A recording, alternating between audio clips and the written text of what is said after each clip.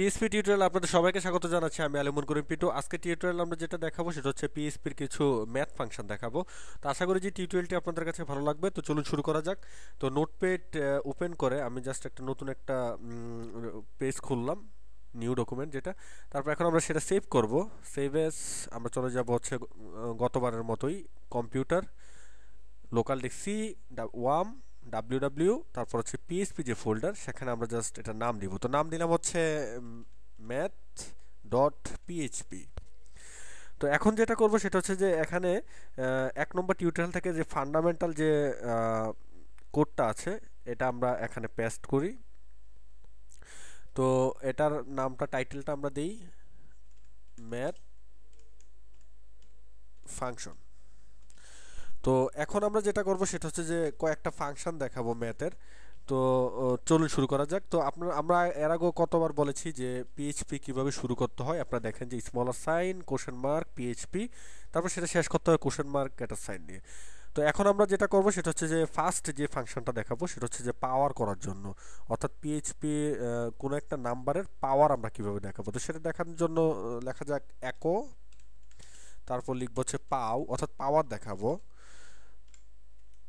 2,5 মানে হচ্ছে 2 এর পাওয়ার 5 এটা আমরা দিলাম। তো সেই রেজাল্ট আমাদেরকে দেখাবে। তো সেটা আমরা ব্রাউজারে দেখি।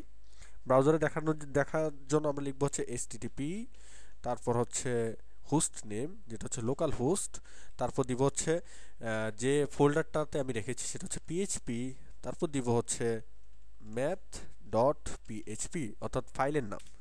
তো দেখতে পাচ্ছেন যে আমাকে দেখাচ্ছে যে 32 অর্থাৎ যেটা হচ্ছে আমার পাওয়ার। তো এটা আমরা এখানে যেটা করি, আমরা একটা কাজ করি, এখানে জাস্ট এই জিনিসটা এখানে দেই যে পাও। তো তারপরে এখন দেখতে পাচ্ছেন যে আমি পিএইচপি এখানে শুরু করে এখানে শেষ করে দিলাম, কারণ হচ্ছে আমি নিচে একটা বিআর ট্যাগ দিব। বিআর যেহেতু একটা এইচটিএমএল ট্যাগ, এখানে আমার এক্সট্রা একোটা লিখতে হবে না।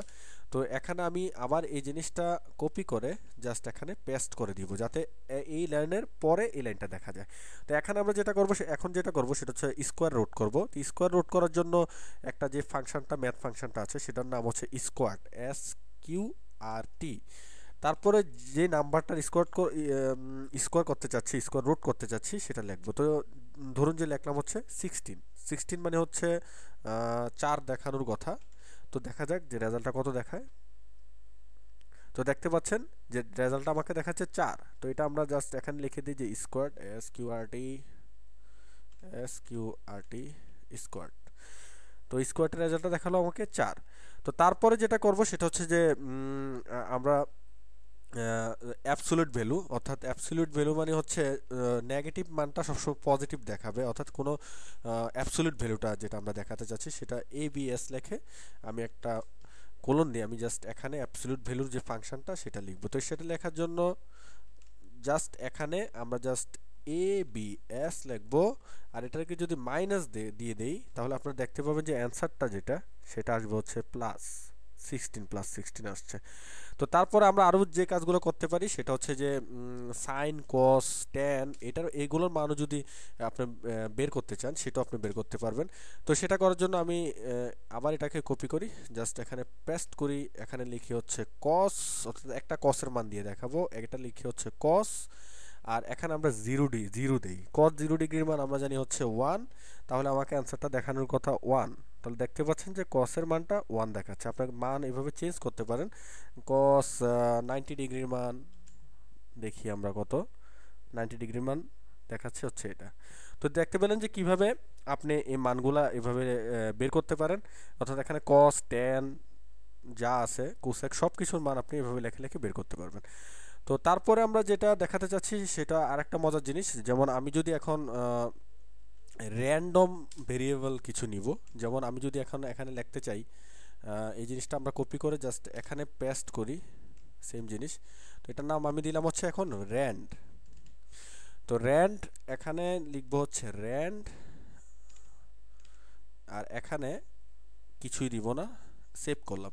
তো র্যান্ড মানে হচ্ছে যে র্যান্ডমলি বিভিন্ন ভ্যালু আমাকে দেখাবে।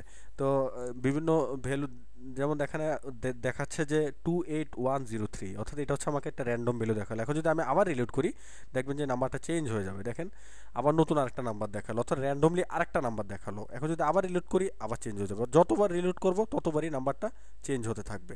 এটা হচ্ছে র্যান্ডম কিছু নাম্বার আমাকে, ইন্টিজার নাম্বার আমাকে দেখাচ্ছে। কিন্তু আমরা যদি চাই যে ফিক্সড করে দিতে, যে হ্যাঁ আমার র্যান্ডম যে নাম্বারটা সেটা হবে হচ্ছে ফিক্সড, অর্থাৎ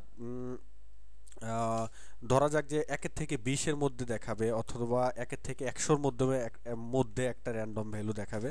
তো সেটা যদি আমরা করতে চাই, জাস্ট আমরা এখানে সেটা উল্লেখ করে দিব যে 1 থেকে 10-এর মধ্যে আমাকে একটা র্যান্ডম ভ্যালু দেখাও। তো এখন যদি আমরা সেটাকে রিলোড করি দেখতে পাচ্ছেন যে র্যান্ডম ভ্যালু 2 দেখাচ্ছে, 1 থেকে 10-এর মধ্যে 2, আবার র্যান্ডম করলে 9 দেখাচ্ছে, আবার করলে দেখাচ্ছে 2। এভাবে আমাকে র্যান্ডমলি ভ্যালুগুলা দিতে থাকবে। তো দেখতে পেলেন যে কিভাবে আমরা এই কাজগুলো করতে পারি। তারপরে আর যেটা করতে চাচ্ছি সেটা হচ্ছে, যদি রিমাইন্ডার বের করতে চান আপনারা, মানে অবশিষ্ট আমরা যেটাকে বলি, সেটা যদি আমরা বের করতে চাই তো সেটা আমরা ম্যাথের ফাংশন আমরা এভাবে লিখতে পারি যে দুটা ভ্যালু দিয়ে সেটা রিমাইন্ডারটা বের করব। তো সেটা বের করার জন্য জাস্ট এখানে Ctrl+V, এখানে যদি আমরা একো লিখি যে 10 মডিউলাস সাইন দিয়ে যদি 3, তাহলে আমাকে অ্যান্সার দিবে কত? অ্যান্সারটা দিবে হচ্ছে আমাকে 1। তো দেখি আমরা কি দেয়, 1 দিচ্ছে। তো আশা করি যে অবশিষ্ট কিভাবে বের করে সেটাও বুঝলেন। তো এখন যদি আমরা এখন আর দুটা জিনিস আমি দেখাবো, সেটা একটা হচ্ছে ইনক্রিমেন্ট আর একটা ডিক্রিমেন্ট। এই দুটা কিভাবে করে তো সেটা দেখার জন্য আমি জাস্ট নিচে চলে যাই। নিচে চলে যেয়ে আমি এখানে Ctrl+V দিয়ে নিচে এই জিনিসটা আবার নেই, Ctrl+V, এটাকে আমরা কেটে দিয়ে নিচে চলে যাই। তো এখন আমি একটা ভেরিয়েবল নিব ইনক্রিমেন্ট ডিক্রিমেন্ট দেখানোর জন্য। তো ভেরিয়েবলটা আপনারা ধরতে পারেন যে আমি একটা নাম্বার নিলাম, যে নাম্বারটা হচ্ছে ইকুয়াল 10। তো এই নাম্বারটা নেওয়ার পর এখন যদি আমি এটাকে ইনক্রিমেন্ট করি, অর্থাৎ 1 বাড়াবো, সেটা করার জন্য আমি জাস্ট ইনক্রিমেন্ট যেটা করে NUM প্লাস প্লাস। তো এটার রেজাল্টটা কত দেখাবে সেটা দেখার জন্য আমি জাস্ট নিচে যে আমি যদি একো লিখি, একো আমাকে নাম্বারটা দেখাও NUM, তাহলে আমাকে রেজাল্ট দেখানোর কথা 10, কিন্তু আমি যে ইনক্রিমেন্ট করলাম তার মানে হচ্ছে রেজাল্ট হয়ে গেলে 11। আমাকে রেজাল্ট তাহলে দেখাবে 11। তো এখন আমি সেভ করে যদি রিলোড করি দেখতে পাচ্ছেন যে আমার যে রেজাল্টটা সেটা 11 দেখাচ্ছে। যদি বিপরীত কাজটা করি, ডিক্রিমেন্ট করি, এটাকে বলা হয় ডিক্রিমেন্ট, জাস্ট মাইনাস মাইনাস দিয়ে যদি এখন আমি সেভ করি আমাকে রেজাল্ট দেখাবে হচ্ছে 9। তো দেখতে পেলেন যে কিভাবে ইনক্রিমেন্ট কিভাবে ডিক্রিমেন্ট করে। তাছাড়া এখন যদি যোগ করতে চান দুইটা ভ্যালু, সেটাও আপনারা আশা করি যে করতে পারবেন। যেন মডিউল তুলে জাস্ট এখানে যদি আমি প্লাস দেই তাহলে এখানে আমার তাহলে রেজাল্টটা দেখাবে হচ্ছে 13। দেখেন সাম 13।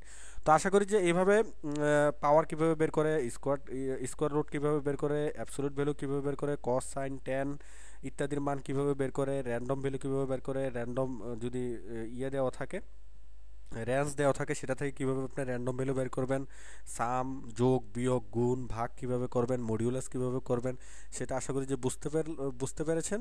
তো ইনক্রিমেন্ট ডিক্রিমেন্ট জিনিসটা আশা করি বুঝতে পেরেছেন। সবগুলো জিনিস গুরুত্বপূর্ণ। যদি আপনি পিএইচপি দিয়ে কোনো ক্যালকুলেটর তৈরি করতে চান তো আশা করি যে সবগুলো জিনিস আপনার কাজে লাগবে। তো আমরা আবার একটু দেখে নিই সামারি। পাওয়ার কীভাবে বের করেছি একো দিয়ে। আমি জাস্ট এই জিনিসটা, এটা হচ্ছে আমার পাওয়ার ফাংশনটা, সেটা হচ্ছে পাওয়ার 2,5, অর্থাৎ 2 এর পাওয়ার দিলাম 5। এখন যদি 3 দেই তাহলে 3 পাওয়ার হচ্ছে 5। ব্যাপারটা হচ্ছে এরকম। আবার স্কোয়ার রুট কীভাবে করলাম 16 এর রুট হচ্ছে আমার অ্যান্সার হচ্ছে 4, 16 বা 32 এভাবে দিলে এটা হচ্ছে আমার স্কোয়ার রুটের ফাংশনটা। আর অ্যাবসলিউট ভ্যালু অর্থাৎ মাইনাস থাকলে সবসময় মাইনাসটাকে প্লাস দেখাবে, অ্যাবসলিউট ভ্যালু দেখাবে। আর কস সাইন কট যেটা এখানে লিখি সেই মানটা এখানে চেঞ্জ হবে। তারপর হচ্ছে নিচে হচ্ছে র্যান্ডম ভ্যালু কীভাবে নিলাম সেটা আমরা দেখালাম, যে র্যান্ডম মানে যত ইন্টিজার আছে ইন্টিজারের মধ্যে একটা করে র্যান্ডম ভ্যালু। আর এটা হচ্ছে রেঞ্জ দিয়ে দিলাম। আর এখানে দেখিয়েছিলাম যে মডিউল কিভাবে ইউজ করে আপনি রিমাইন্ডারটা বের করতে পারেন। রিমাইন্ডার অ্যান্সারটা দেখাবে। আর নিচে এখানে হচ্ছে ইনক্রিমেন্ট আর ডিক্রিমেন্ট দেখালাম, এটা হচ্ছে ডিক্রিমেন্ট অর্থাৎ এক বিয়োগ করলো, আর ইনক্রিমেন্ট মানে হচ্ছে বাড়িয়ে দেওয়া, একটা বাড়িয়ে দেওয়া। তো পরবর্তী টিউটোরিয়ালে আমরা আরও নতুন কিছু নিয়ে আসবো। তো আশা করি যে এই টিউটোরিয়ালটা আপনাদের কাছে ভালো লেগেছে। পরবর্তী টিউটোরিয়াল দেখার আমন্ত্রণ জানাচ্ছি। আল্লাহ হাফেজ।